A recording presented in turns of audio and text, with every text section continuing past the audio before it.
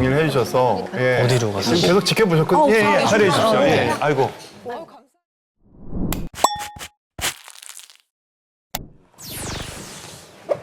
아이고. 하다 보니까 저희가 네, 굉장히 멀리 좀 두 분을 앉게 되기는 했는데 일단 다시 한번 어려운 자리 해주셔서 네. 감사를 드리고 방송에서 혹시 우리 이제 아내분께서 힘든 얘기 하는 거는 보셨어요? 네, 봤습니다. 네. 동치미에서 네, 이렇게 주위에서 전화도 많이 받고.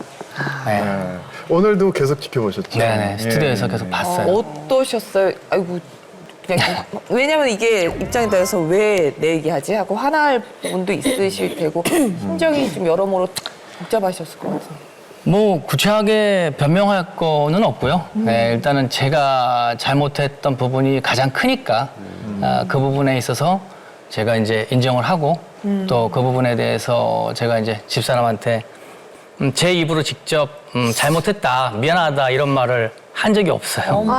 그 얘기 왜? 미안한 마음이 있어도 못한다. 그 얘기 하셨어요. 그래서 그런 부분에 있어서 이제 정식으로 여러 가지 잘못을 했고 그리고 또 용서를 구하러 이 자리에 나왔습니다. 아유, 우리 여마다님은 계속 눈물만 흘리고 있는데 그 얘기를 지금 하려고 나오신 거니까 우리 박여원 마담님도 들을 준비는 되신 건가요? 언제면 예. 되게 여원 씨가 우셨어요. 네. 아니 연락을 안 하신 이유가 그 아이가 있으니까 그래도 한 번쯤은 연락을 하셨만도 한데. 일단은 또 일을 해야 제가 밖에서 일을 해야 또 생활비라도 또 보낼 수 있고 또 아이들을 또 챙길 수 있으니까 일하는 거에 일단 목적을 뒀고요. 또 감정이 안 좋은 상태에서 제가 나갔기 때문에 바로 연락을 하기가 어려웠어요. 그리고 또 연락을 오랫동안 못 하다 보니까 또 다시 또 점점 멀어지고 또 서먹서먹해지고요. 그래, 맞아. 이게 더 길어질까봐 저희가 모시긴 했는데 우리 여원 씨 쪽도 좀 보시면서 얘기를 해주세요. 너무 옆모습만 나오셔서 서로 지금 허공에서 이렇게 약간 시선이 막 부딪히는 느낌이긴 한데 지금 그러면 혼자서 어디서 지내고 계세요? 그 아이들 가르치는 레슨장, 야구 레슨장 근처에 이제 원룸을 얻어서 레슨하는데 계속 집중을 했고요. 그리고 또 그 이제 유소년 선수들 야구하는 그 초등학교, 중학교, 고등학교 이렇게 돌아다니면서 아이들 그 재능 기부, 야구 재능 기부를 하러 계속 다녔어요. 그리고 지금 이제 일을 시작해서 시즌이 들어가가지고 지금 야구 해설을 하고 있고요. 네네네. 다행이다. 네, 지금도 녹화 마치고 이제 잠실 야구장으로 해설을 하러 가야 되는 상황이에요. 오늘도 네네. 예. 카메라 앞이라서 속 터놓고 이 말씀을 드리라는 게 진짜 말도 안 되는 얘기긴 하지만 그래도 터놓을 수 있는 정도에서는 좀 터놓고 두 분이 얘기를 하셨으면 좋겠고요. 제일 먼저 저희한테 박여원 마담님이 동치미 와서 얘기를 하셨을 때 울면서 화나서 얘기했던 포인트가 양육비 문제였거든요. 남편이 저하고 재혼이고 아기도 있어요. 아기에게 양육비를 주고 있다는 건 알았지만 제가 알고 있던 액수보다 2배가 넘는 금액이었어요. 그래서 저는 10년 만에 그 사실을 알았을 때 너무 배신감이 들더라고요. 내가 지금까지 누구랑 살았을까? 내가 그걸 이해 못할 사람도 아닌데 그렇게 계속 속였다는 거에 대해서 좀 많이 얘기를 하셨어요. 그거에 대해서는 하실 말씀이 전 가족의 네. 아이들 양육비. 맞습니다. 그 양육비 문제는 제가 그 전초와 이혼 과정에서 그 금액을 지급을 하겠다고 약속을 하고 합의 이혼을 한 거라 그 금액이 사실 100만 원이었습니다. 네, 그래서 2배가 맞죠. 네, 그래서 그렇지, 50으로 보통 50만 알고 원이죠. 있었어요. 네, 근데 이제 그때의 그 금액을 사실 그 당시에 금액이 적은 돈이라고 하면 적은 돈인데 또 큰 돈이라고 하면 또 큰 돈이기 때문에 그 말을 저희 집사람과 결혼할 때 이야기하기가 너무 힘들었어요. 맞아. 그래서 제가 50만 원이라고 속였던 거고 배신감이 아마 많이 컸을 겁니다. 네, 그 부분에 대해서는 너무 미안하고 또 죄송한 마음뿐이죠. 네. 이런 이야기를 설명을 들으셨어요? 그냥 저는 네가 알면 싫어할까봐 선의의 거짓말이었어라는 말이 너무 싫었어요. 이미 나는 상처가 됐는데 사과가 먼저였는데 선의의 거짓말이라는 변명과 합리화가 너무 싫었었고 솔직히 이제 남편이랑 결혼하게 된 계기가 연애 시절에 한번 헤어졌었어요. 그 전 아기 문제로 이거를 평생 내가 안고 가야 된다고 하면 연애하면서도 이렇게 싸우는데 내가 살 수 있을까? 했는데 이제 아기 아빠가 평생 살면서 전 가족 문제로 너를 힘들게 하진 않을게. 해서 저는 남편 하나만 보고 결혼을 한 거예요. 남편이란 사람만 보고 남편을 보고 결혼해서 사는데 계속 똑같은 문제가 발생을 하고 나한테는 아기가 생겼고 그렇다고 이혼할 수도 없고 그래서 아이를 낳아서 키우다 보니까 남편이 양육비를 그렇게 50을 준다고 했을 때 제가 번 돈을 남편한테 주면서 아기 맛있는 것도 사주고 만나고 오고 예쁜 옷도 사주고 왜냐면은 저는 딸이 없으니까 예쁜 신발이나 여자아이 옷을 보면 생각이 나요.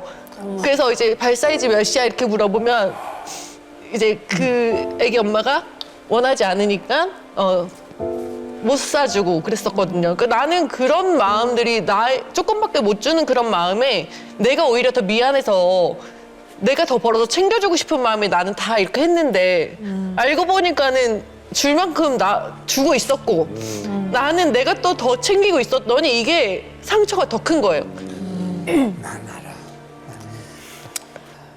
말씀을 들어보니까 어떠세요? 예.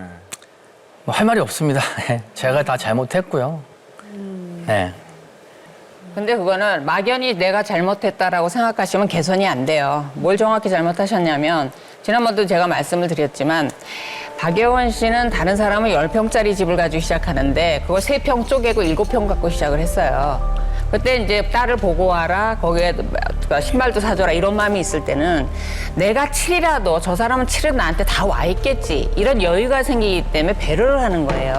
근데 어느 날 보니까 나는 7은커녕 3도 안 갖고 있는 거예요. 그러니까 본인한테 서운한 마음이 생기는 거죠. 그러니까 나를 10을 채워달라는 것도 아니고 7만 채워줘도 내가 배려를 할 건데 그것마저 속이고 그다음에 그쪽에 아이한테 만약에 100만 원을 준다고 하면 엄밀히만 이쪽 400을 줘야 되는 거예요. 그럼 아무 말 안 해요. 왜냐하면 역할을 정확히 하니까. 근데 그런 게 또 무너졌고 또 하나 재혼 과정에서 가장 문제가 되는 게 뭐냐면 전원 배우자의 관계예요. 이 관계 때문에 대부분이 적지 않은 숫자가 재혼이 깨져요. 심한 경우는 다시 두 사람이 불륜을 한다라고 의심을 해요. 그다음에 아이를 핑계로 해서 내 남편을 끌어낸다라고 이렇게 의심을 하고 하거든요. 근데 박예원 씨의 심리 상태는 제가 정확히 보면 불안한 거예요. 이 남편을 뺏기지 않을까? 난 아들밖에 없는데 딸이 얼마나 이쁠까? 내 아이들보다 딸을 더 이뻐하는 거 아닐까? 불안한 거예요, 정확히 말해서. 왜냐면 그러니까 본인이 대단히 잘못한 거예요. 그래요? 내가 갖지 못한 게 딸이에요. 근데 남편은 딸 전 가정에서 딸도 낳았고 저는 아들만 낳아서 아들도 가졌고 딸도 가졌기 때문에 저는 갖지 못한 부분을 자꾸 챙기니까 뭔가 나한테 그냥 자꾸 떨어지는 거 같아. 자존감도 떨어지는 거고 나는 딸을 못 낳아서 나한테 저렇게 하나? 그렇게까지 그렇게 항상 들어서 그 자격지심이 있었나 봐요, 제가. 저는 한 번도 그렇게 생각해 본 적이 없어요. 예. 그러니까 저런 생각을 하고 있다는 거를 전혀 몰랐죠. 몰랐고 예. 그냥 저는 전처가 나온 제 그 딸을 그냥 아빠 입장으로서 아빠의 책임으로서만 도리로서 최선을 다하고 싶었던 거고 그리고 사실 자주 만나지도 않았어요. 1년에 한 번.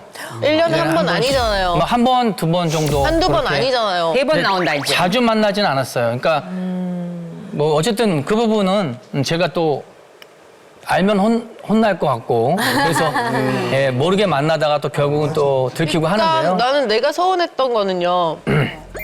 그 애기랑은 같이 못 살아서 안쓰러워하는 마음이 있어서 더 챙겨주고 싶을 거 아니에요. 근데 남편은 야구 생활을 하느라 일주일에 월요일 하루만 쉬고 저희 아이들하고도 계속 그렇게 떨어져 있어요. 근데 그냥 지금 같이 산다는 이유만으로 그 아이가 안쓰러워서 자꾸 그 아이한테 마음이 쓰여서 챙긴다는 게 난 그게 너무 서운한 거야. 우리 아이들도 같이 산다는 이유지만 같이 살지 않아. 그 아이처럼 아빠랑 항상 떨어져 지내. 그거거든요.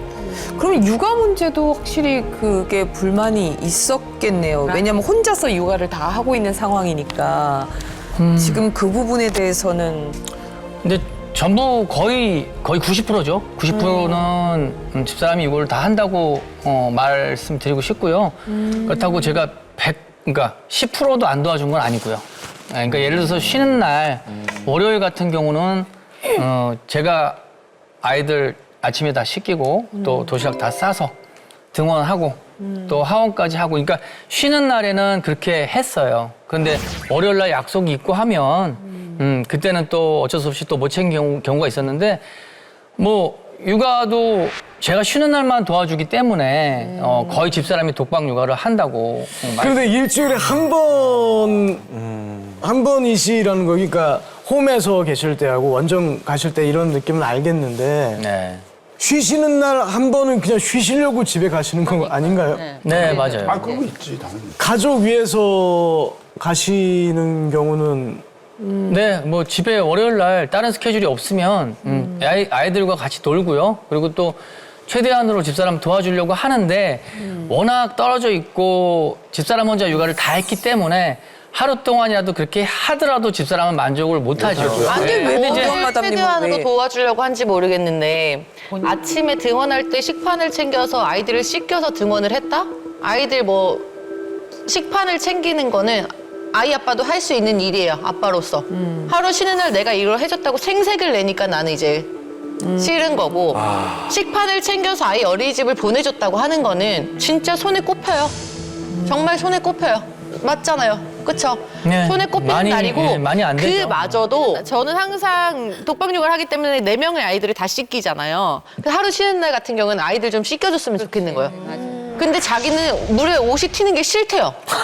그래서 옷을 벗고 씻어야 되는데 그 옷을 또 입어야 돼. 이런 게 모든 게 싫대요. 이렇게 귀찮대요. 얘기하신 적 있으세요? 그러니까 옷을 다 벗어야 되니까. 샤워할 때.